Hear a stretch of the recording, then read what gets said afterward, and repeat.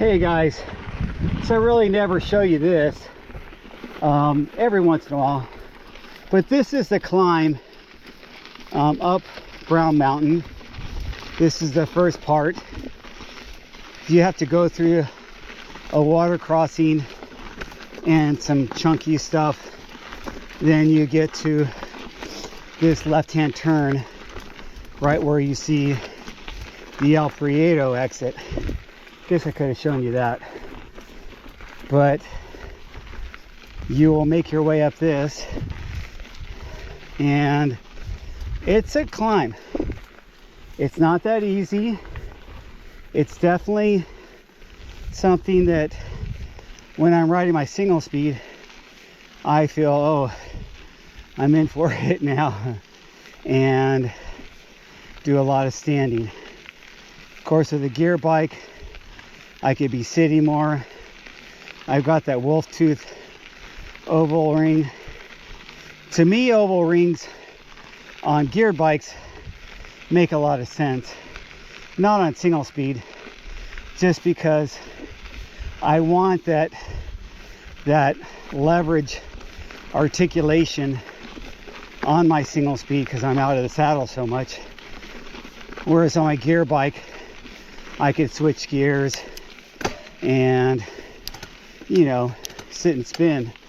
And that's, to me, where the oval ring makes more sense. So you get a lot of this chunk like this on this trail. It's basically, this was a access road for the electric company that used to be paved a long time ago, and then they got broken apart. Then they used to grind it down and do that every year, and then this is what's remained after I think they were called the stage fires. That's when our local mountains here burned, and they closed them for almost a year, or over a year, something like that. And then they just naturally turned into this single track, double track. I mean, it's not a fire road anymore because I don't even think the maintenance people for the electric company even come up here anymore, or if they do, they're probably on ATVs or something, but I've never seen them. Last time I seen them working on the towers and power lines and stuff like that, they were helicoptering into some back sections. So this is how it remains. It's hard pack with lots of rock, as you can see, lots of sandy, loose type stuff, and in the dead of the summer it gets really sandy. But this time of year, it's actually my favorite time of year.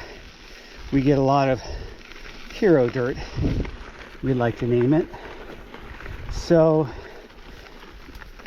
it really helps with having some additional traction on some trails that you feel like you're just skating over marbles, over sandy stuff. So I mean, this, I'm not sure how they got all these baseball sized rocks in here. Just, I guess, decomposition tumbling off the side of the mountain, maybe. Or maybe some of this was the underlayer of the asphalt from years and years ago. Probably a combination of both. But it is what it is. it's a short climb. So if you don't go all the way to the top, you're climbing 2.6 miles to what we refer to as the saddle. And the saddle is where you can decide to turn around and go back down, or go down to El Prieto. You see my 100 videos on El Prieto. You can decide to go all the way down to the Millard campground, and from there you can go through the Altadena Crest Trail and down. That takes you by that housing development called La Vina. You could take it to just to the pavement, which that street is called Cheney Trail. So you got a few options, but most people take it back, loop it around with El Prieto, and some people refer to that as the lollipop because it's, you know, on Strava it looks like a lollipop with a stick and your candy lollipop at the end, the way you ride it. So that's one way, and the most popular way that most of us that live local are going to do continuously. Let me talk about Strava a little bit. Now Strava, and I hope the people from Strava are listening to me. Strava has premium membership, which I'm a member, and in that premium membership you get a few extra features. So this is why I hope they're listening to me.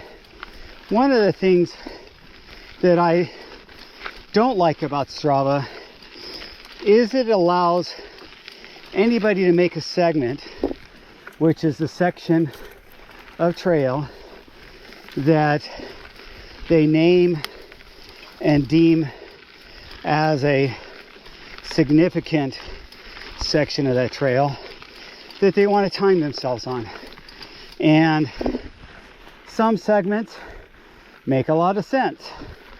Like this is called main climb to the saddle, because this is the main way most people climb up to the Brown Saddle.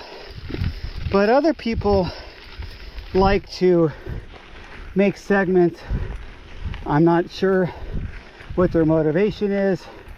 Maybe because they want to see their name as a KOM or as a PR or whatever, and I'll explain those terms in a second.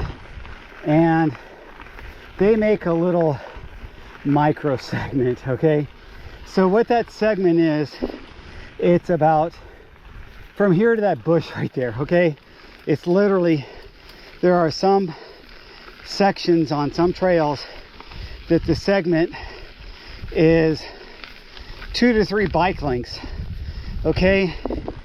To me, they shouldn't even allow the software to accept that as a segment, or allow it to be only personalized for that person creating the segment, and not allow it to get on the list of segments that the trail has. Right now, if you make a segment, anybody can make a segment, it will be listed with the tons of segments that everybody else sees, and every time you ride through it, every time you ride through that segment, you'll see that you got a PR or maybe even a KOM or whatever on this micro segment, which I'll label them as that. So it's annoying. You want to go back and look at a trail, maybe a trail that you just started riding and you're not familiar with, and see, hey, what are the locals doing for time on this trail? And then when you go there to look it up, you will be inundated with everybody's stupid micro segments, and it's even hard to decipher without a little bit of analysis to realize, okay, that segment is 44 seconds, so it shouldn't even be here. And I think I've seen a segment on this trail that's 11 seconds. Come on, 11 seconds. What the fuck? What does being a PR or KOM of 11 seconds of your 90-minute ride even mean? Perhaps if you were a runner and you were trail running, I could see a little bit of significance. But if you're riding a bike, isn't that just artifact at that point? So that's where I have an issue, and I hope Strava does something about that in the future for us premium membership people to be able to go through our feed, if you will, of the trail we just did and filter out that artifact. So that's my ask for the Strava folks, if they happen to be listening. I will leave this video right there and talk a little bit more about Strava later on. Talk to you guys later.